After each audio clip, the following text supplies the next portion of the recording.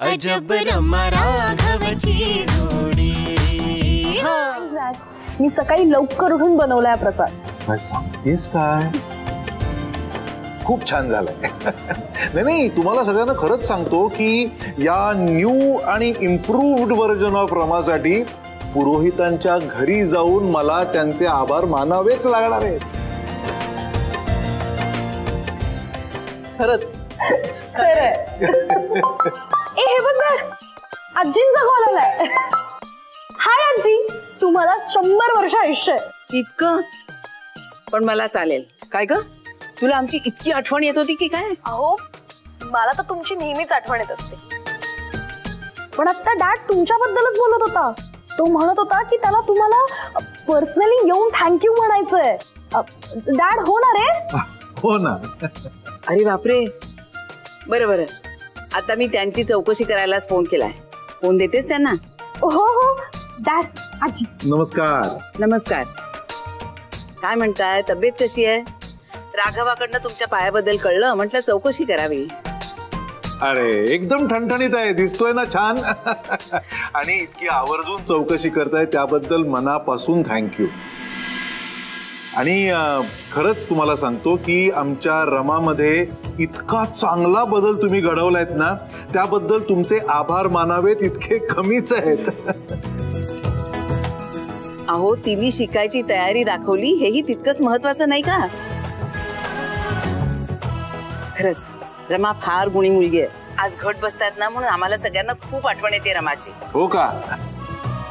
गणपतीत रमानी आपणहून नैवेद्य केला होता, पुरणपोळ्या केल्या होत्या। आज इथे असती ना तर हौसेने उपवासाचे नाना पदार्थ केले असते तिनं। आजी उपवास? आज कसला उपवास आहे? अगं नवरात्रीचे 9 दिवस आमचा सगळ्यांचाच उपवास असतो। 9 दिवस? अरे बापरे, पण का हो? अगं ठमे, राक्षसांचा वध करायला देवी रणभूमीवर उतरली होती। 9 दिवस उपवास करायचा, मग देवी आपल्या सगळ्या मनोकामना पूर्ण करते। आजी मी पण हा उपवास करणार।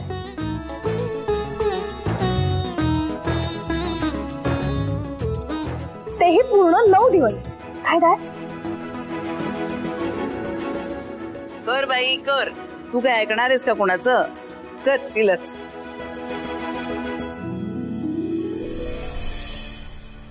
आणखीन एक मिडल क्लास मूर्खपण, पण मी तुला तो करू देणार नाहीये रमा। तुझे उपवास पूर्ण होऊ न देण्याची जबाबदारी माझी।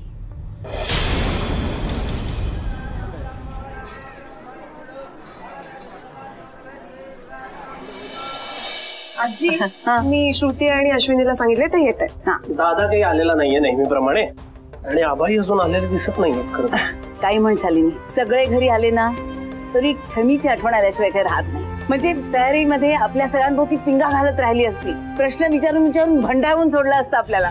हो ना आजी, अगं ती इथे नाहीये, पण तरीही उपवासाचं खूळ तिच्या डोक्यात आहेच। होत का? नाही, तिला कितीही समजावायला गेलं ना तरी ती उपवास करणार म्हणजे करणार, ऐकणार नाही। अश्विनी तू बरोबर म्हणतेस, आपण इथे आहोत तरी आठवण मात्र ठमीचीच। ती घरातून गेली तरी सुद्धा यांच्या डोक्यात अजूनही ठाण मांडून बसली। होईल ग, सगळं नीट होईल। आणि जर नाहीच झालं तर आपण नीट करूया।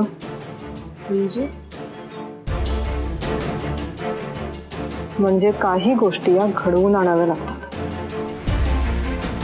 आता या घटाचंच बघ ना, जर यात धान्य टाकलंच नाही तर ते उगवेल कसं?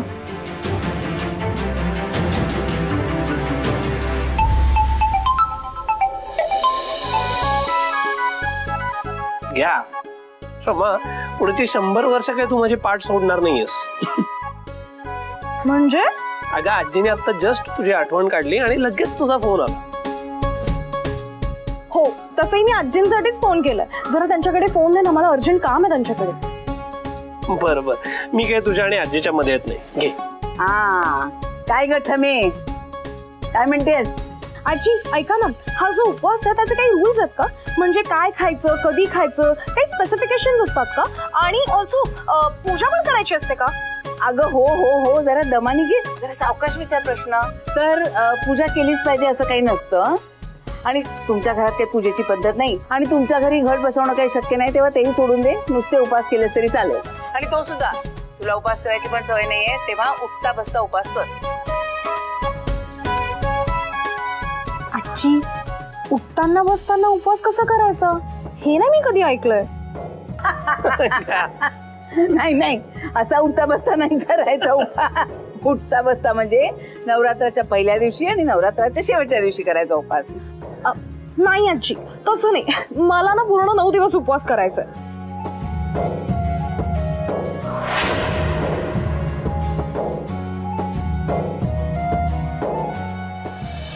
असं म्हणतेस? बर, दिवसभर उपवास कर आणि रात्री जेव. तुझं पहिलंच वर्ष आहे ना. बरं, दिवसभर सुद्धा पूर्ण उपाशी राहायची गरज नसते, दूध आणि फळं घेतलेली चालतात. आणि रात्री हलकसं जेव. अगं तसं तुला महत्व सगळं सांगितलंच आहे ना काल मी. आता नवरात्रात इतर कोणकोणती व्रत करतात आणि ती कशी कशी करतात याच्याबद्दल सांगते, ऐक. आजी, एक प्रश्न विचारू? हे सगळे व्रत आणि उपवास केल्यानंतर आपली इच्छा पटकन पूर्ण होते का हो? अगं ठमे, किती घाई तुला. नाही पण खरं सांगू, घाई तर मला पण आहे. तुझी मनोकामना लवकरात लवकर पूर्ण होऊ दे. तुझी इच्छा तीच माझी इच्छा ना.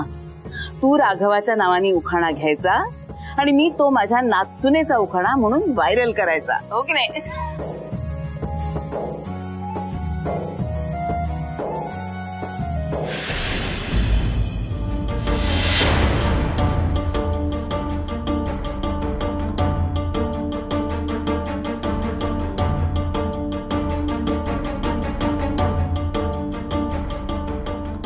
हो हो आजी, मी सगळं करते.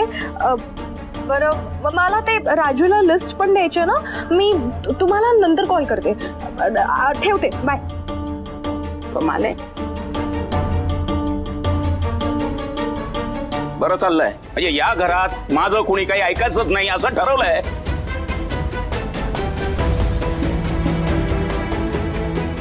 नाही, आता माझ्या शब्दालाही तुमच्या लेखी काही किंमत उरलेली नाही हे मला आता स्पष्ट दिसतंय.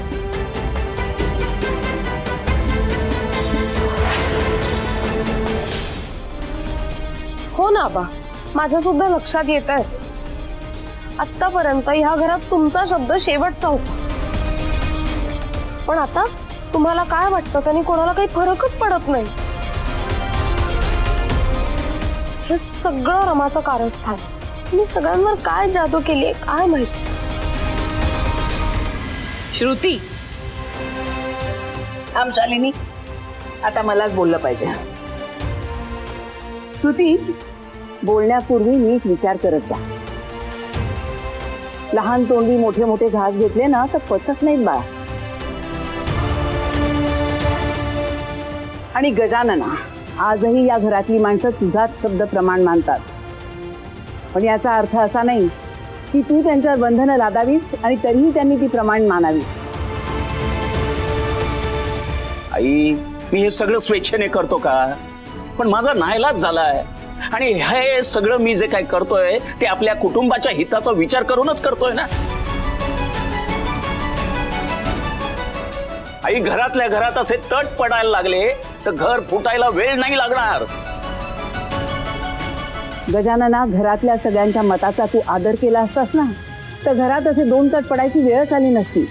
आपली मतं दुसऱ्यावर थोपून कुटुंब बांधून ठेवता येत नाही गजानना. आणि जर घरात भिंत उभी राहणारच असेल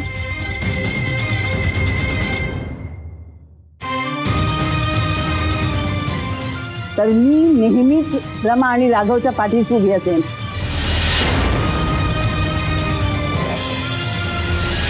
हे सगळ्यांनी लक्षात ठेवा.